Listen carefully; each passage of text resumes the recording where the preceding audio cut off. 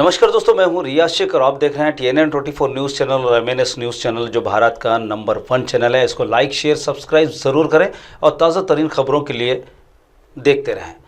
दोस्तों, मैं बात करूंगा ऐतिहासिक शहर अचलपुर की। अचलपुर ऐतिहासिक शहर इसलिए मैंने कहा कि वाकई में अचलपुर का नाम इतिहास में शामिल है, क्योंकि वहाँ से बड़े बड़े राजा महाराजा और नवाब गुजरे हैं। आइए दोस्तों, डालते हैं इस खबर की ओर पूरी रोशनी। अचलपुर विधानसभा क्षेत्र एक बहुत बड़ा क्षेत्र है, पर उसकी बदकिस्मती यह है कि वहाँ रोज़गार बहुत कम है।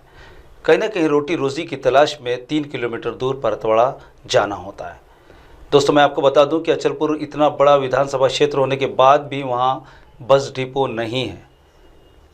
ऑटो करके परतवाड़े की ओर जाना होता है। अचलपुर और परतवाड़ा जुड़वा शहर है, इसलिए काफ़ी दिक्कतें होती हैं।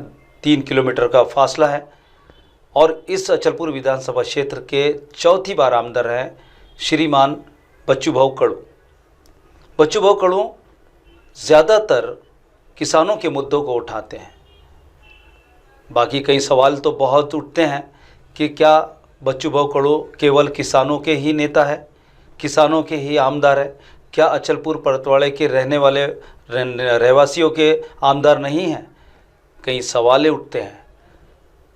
हम आपको बता दें कि अचलपुर शहर में ना ही कोई कंपनी है, ना ही कोई उद्योग है, ना ही कोई फैक्ट्री है।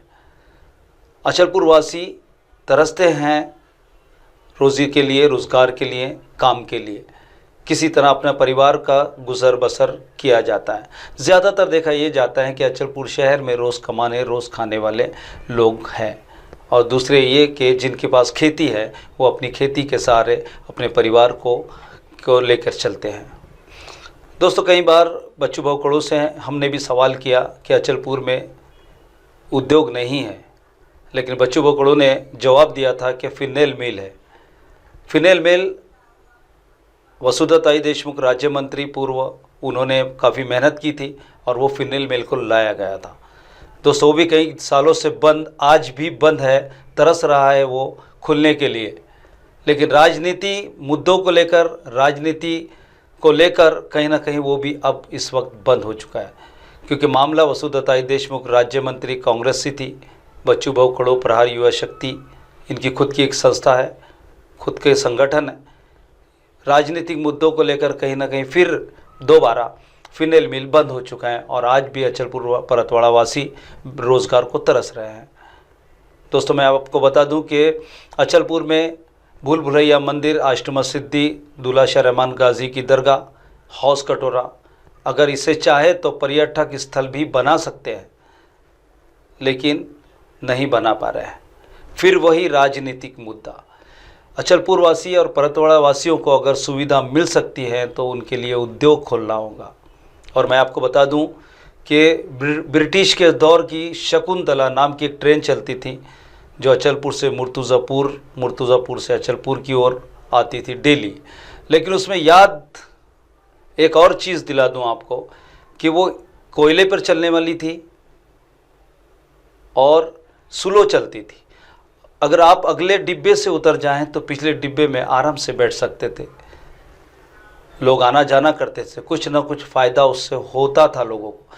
लेकिन बदकिस्मती अचलपुर वासियों की, परतवाड़ा वासियों की, कि उससे भी बंद कर दिया गया।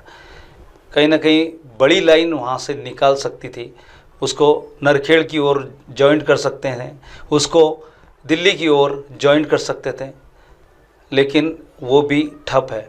आंदोलनकर्ता आंदोलन तो करते हैं, आवाज़ें उठाने की कोशिश करते हैं, लेकिन उनकी आवाज़ दिल्ली या मुंबई मंत्रालय तक नहीं पहुंच पाती।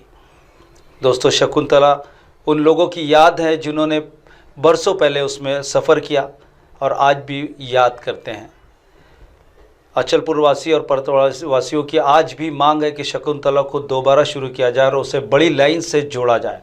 अचलपुर वासी और परतवाड़ा वासियों की आज भी मांग है कि अचलपुर में, परतवाड़े में रोज़गार हो।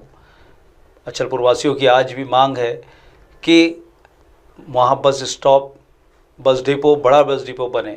अचलपुर वासियों की मांग है कि आज भी जो धरोहर हमारे पुराने हैं, उन धरोहर को सुंदर बनाएं और अचलपुर को में रोज़गार दिलाने की बात चलती है। मैं भी अचलपुर क्षेत्र के आमदार और बच्चू कडू से रिक्वेस्ट करूंगा, उनसे निवेदन करूंगा कि अचलपुर के लिए रोज़गार के लिए वो कुछ करें, ताकि अचलपुर में जो बेरोज़गारी हैं या 3 किलोमीटर दूर परतवाड़ा जाना होता है रोज़गार के लिए, वो कम से कम रुक जाए और उन्हें अचलपुर में ही रोज़गार मुहैया कराया जाए। तो लगातार बने रहिए मेरे साथ और देखते रहिए TNN 24 न्यूज़ और MNS न्यूज़ चैनल को लाइक शेयर सब्सक्राइब करें, ज़रूर करें दोस्तों। जय हिंद, नमस्कार।